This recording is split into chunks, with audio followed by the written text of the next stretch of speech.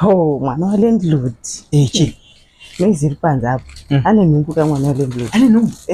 Saka pakamirwa maroja ese kuti abve kumabasa na 7 ofutaura nyaya kuti muridzi nhumbu njani. Muridzi nhumbu njani? Ai ndakwenda kubasa. Ndakwenda kubasa ni. Zvakatanga rini zvamakuti? Nhasi night shift. Miri izvozvo. Makatanga rini kuenda ku night shift? Ndataura kuti nhasi night shift.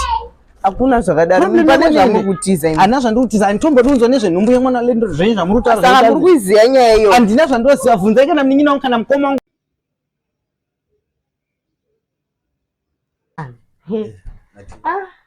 Nyaya yakamusikana yenhumbu ya. Uyu mwana wa landlord. Handimaiziya. Yandichukurangara. Ichiri kuenderera mberi. Nguva yakapera karekere.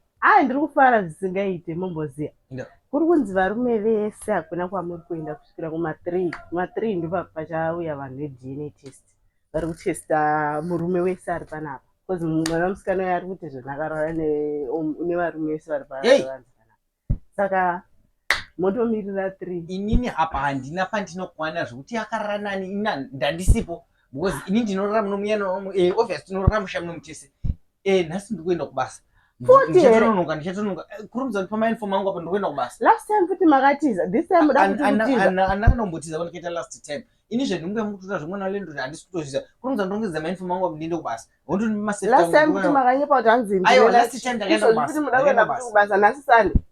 Iyo iyi ndikutoenda kubasa inini handisi tombomirira zvenyaya mutota zvekuti mwana wa landlord nhumbu handitombokwani pazviri. Manje hakuna kwamuri kuenda.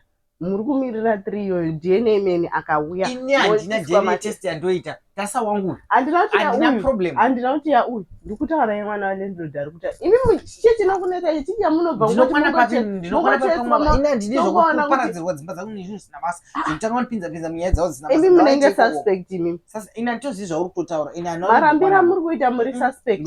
Wai vamwe vamwe vari kubvumirana nazvo muchiramba. Ndakutokwanisa kuti ndiende kubasa.